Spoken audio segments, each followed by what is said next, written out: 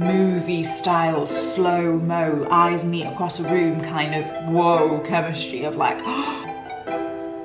everything kind of fell apart. 4 years of just being a bit like meh about dating. Maybe I am asexual, I don't want to waste my time, I'm not getting any younger, maybe I'm a lesbian. How to create that chemistry and spark if it isn't there. Hello everyone and welcome back to my channel. Today's video is for anyone who either has been on a date with someone and doesn't really feel any chemistry, or has been on many dates and is wondering, why do I not feel chemistry with anyone? Why am I not attracted to anyone anymore? What is going on? The reason why I want to talk about this today is because this is probably one of, if not the most common occurring themes from singles that I work with.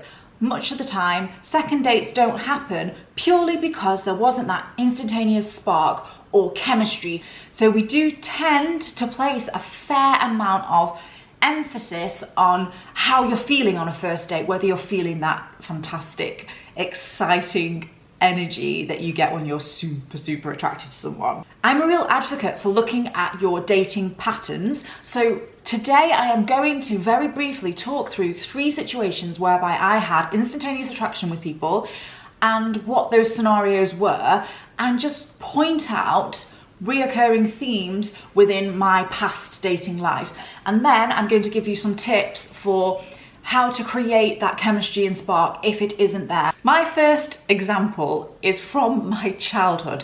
I was 7 years old and I met this little boy called Lewis Whitehead. I mean, the fact that I can still remember his name says quite a lot. We knew each other for a whole week. I thought he was so attractive, and it's not even like I could tell you why, but I just was quite obsessed with him. I met him on holiday in Carnarvon, and it was a very lovely holiday, a really lovely environment. And since childhood, I've always been someone who loves a good holiday. So I would say that my mood would be particularly optimistic and happy at that point in time, with no experience with the opposite sex whatsoever. And I just was attracted to this boy. Nothing came of it.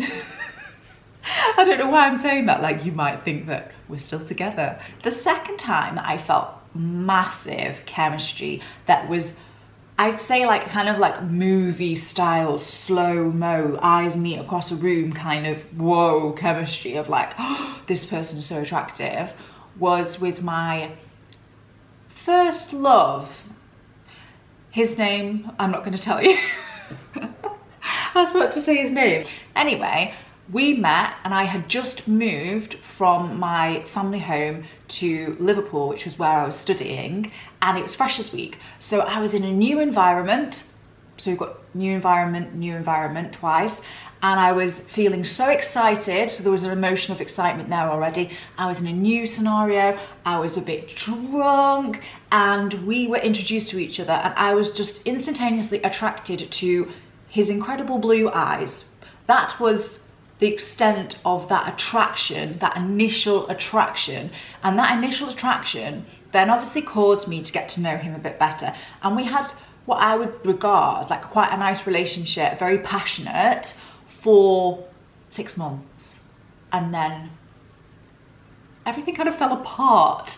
And I realized that we were not aligned on our values. We were not aligned on how we deal with conflict and confrontation, with how we feel about our families and how involved they should be in our lives. So we just didn't match in the ways that you actually are supposed to match if you want something to exist for the long term.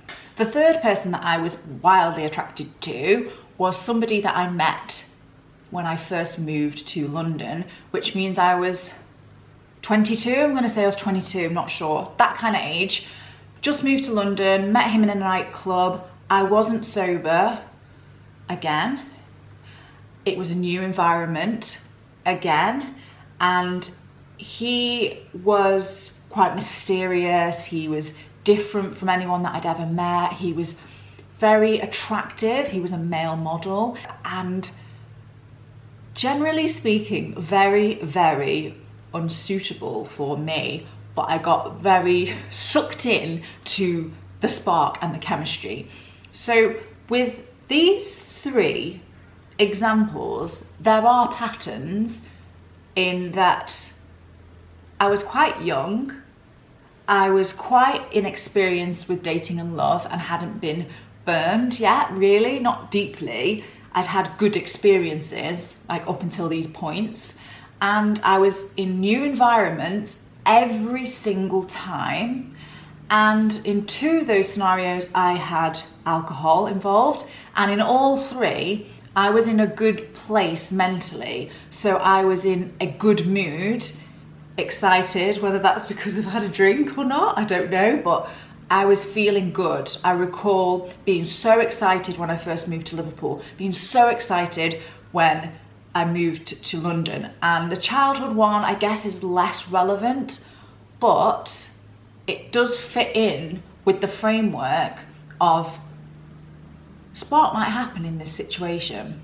So I think it's really good to look at what is going on in our lives when we feel spark, and also look at what is going on in our lives when we don't feel spark, because sometimes it's not about the person. Another thing that I wanted to just bring up quite briefly today was a period in my 20s where I didn't fancy or wasn't attracted to anyone whatsoever. I'm talking like 4 years of just being a bit like meh about dating, meh about men. I even went through a bit of a period where I actively didn't really like men. So I would say that that period happened just after more toxic situations. I was a little bit more experienced with dating, perhaps a little bit more jaded. And then I went through this period where I was just like, no one's attractive to me. And I even questioned, 1, maybe I'm a lesbian, and 2, nah, I'm definitely not a lesbian. Maybe I'm one of those asexuals. I actually thought maybe I am asexual.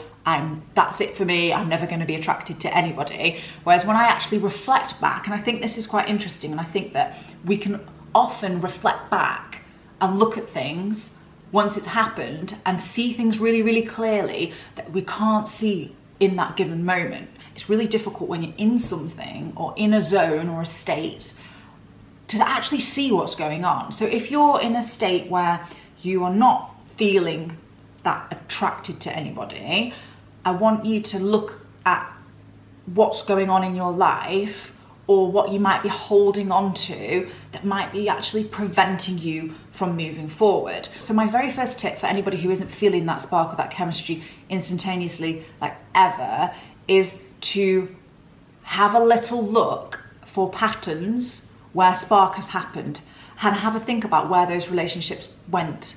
Because if you're single, they didn't go anywhere, did they? So I feel like we're placing a lot of emphasis on something that scientifically is not a predictor of long-term relationship success. So if any of this resonates with you, the first thing I want you to do is to have a little sit down and think, and maybe even plot it out, write it down.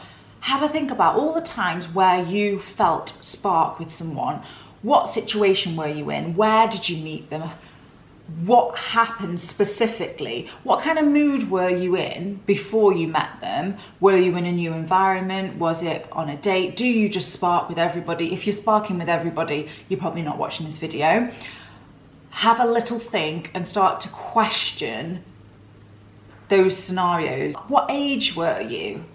I genuinely believe that spark is something that happens more when you're younger and haven't been through anything that colours or clouds your judgment or makes you biased in any way. The younger you are, the less chance it is that you've been severely heartbroken. The more heartbreak that you have been through, the more rejections or bad experiences that you've had, I think the less chance of you feeling chemistry and spark with someone, because we put up barriers, boundaries and walls against people to protect ourselves. But in the long term, having those barriers up and protecting ourselves isn't actually that healthy. So if that's you, you should probably book in for some coaching, but let's move on. The second point I want to make is to seek to go on enjoyable dates. So I want to shake up how you are dating. Do not just keep going on coffee dates. Don't go on one coffee date with a person and you're just sat down having a coffee. Next time you'll go for drinks. Yes, this can cause spark, but you're more likely to feel chemistry with someone if you're doing something that is slightly out of your comfort zone, in a place that is new to you, and is something that alters the physiology within your body. So it could be that you go dancing together, which raises your heart rate. You're going to physically get to touch each other. Something like that is really, really fabulous for potentially creating spark and chemistry between the two of you. If that isn't your type of thing, fine. Things like watching comedy together, watching horror movies, or doing something like going to a theme park is a good way of potentially creating spark. Nowadays, we're going on dates with people and we know it's a situation whereby we're going to judge that person and be judged as well. So it's not the same as the situations where I found spark with people. Those situations were very, very organic. Nowadays, with dating, it's not so likely that we will be meeting people, especially now that there's corona around. It's much more likely to be planned, and so we can fall into the habit of being like an interviewer or an interviewee, and it feeling very formal, you're very seated. There's no real room for flirtation over a coffee in the same way as there might be room for flirtation at a theme park or flirtation at a dancing event. This will also help to safeguard you from getting really bored of dating in general and becoming dejected. At least if you're doing something that you enjoy, you can walk away from the date not feeling like you've just wasted your time. Which leads me nicely to my third point, which is to give it a little bit more time. Studies from the University of Pennsylvania discovered that it takes about 3 seconds for us to decide whether or not we're attracted to someone, which can be problematic because when this happens and we decide no, we might then shut down that person as a potential option. However, the mere exposure effect proves that actually the more you see someone, the more it is that you're going to form an attraction with that person, the more attractive that they will become to you. But only if you let them in, only if you give them a chance. Instantaneous spark and attraction is not a predictor of long-term relationship success. It essentially means very little because when we have hormones and neurotransmitters rushing through our bodies, they're designed to make us mate with this person. They're not designed to help us to vet this person. It's really common for people to come off first dates and feel relatively neutral about the person that they've been on a date with. They'll say things like, oh, we had a really good time, we had plenty in common, but the romantic spark or attraction wasn't there. If that person is genuinely repulsed, then that's one thing. If they're on the fence and there's any part of them that's not sure, they should definitely go on a second and maybe even a third date and do different activities and different things and make sure you're asking really great questions to learn about this person. One of the things that people do say to me quite a lot is, I don't want to waste my time, I'm not getting any younger, or I don't want to waste their time, I don't want to lead them on. If you haven't made a decision yet, either way, you're not leading them on. And what is more of a waste of time?